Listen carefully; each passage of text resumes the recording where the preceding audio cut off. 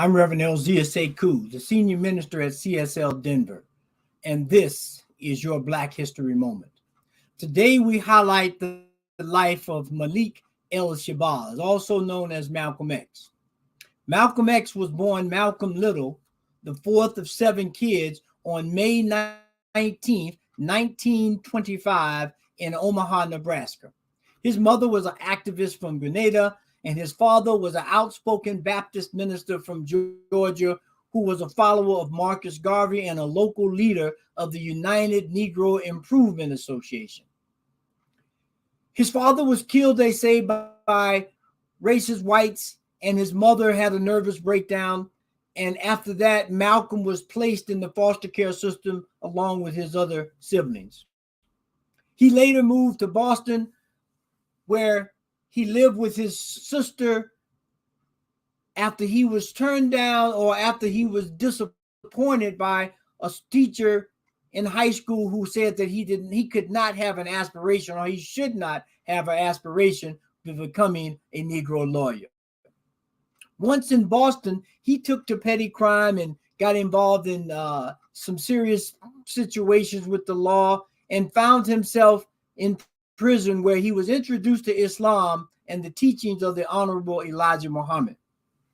While in the penitentiary system, he converted to Islam and later became the national spokesman for the organization. Malcolm was a great orator and a strategist and was able to deliver a message that would speak to all walks of life.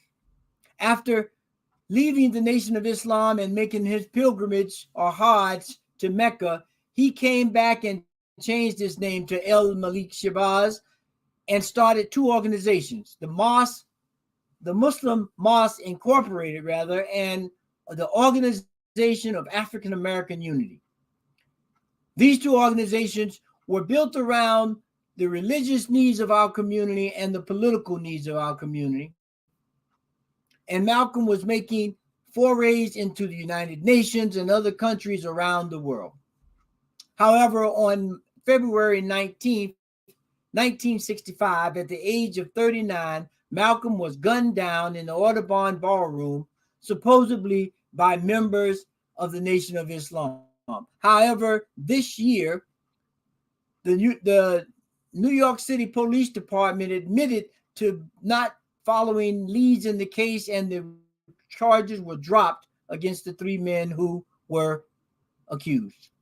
Malcolm leaves behind a legacy of study and activism, support for the Black community, and all built on a foundation of love of God and divine wisdom. Please join me for a prayer on racial healing.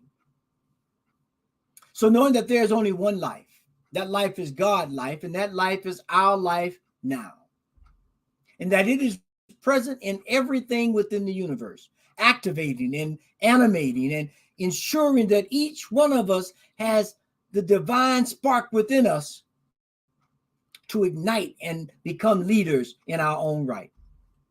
So knowing that the principle of love and light and divine wisdom is in each and every one of our hearts, I claim and I accept perfect life for all humanity and the awakening unto our true nature. I know that all life is in harmony, and that the love of this harmony will lead us to a place where differences are looked at only as aspects of greatness and not as separation. So when we embrace each other, we do it with respect and kindness. I am so grateful for these aspects of God in our lives, and that our hearts are opening to a wider view of who and what we are. And so in this knowing, it is at this moment that I release all false beliefs about ourselves or anyone or color or anything that separates us, and I embrace the brotherhood and sisterhood of man. I speak these words of truth, allowing the Spirit to activate them in our lives, and I release them into a wisdom and a law that is always active and always present.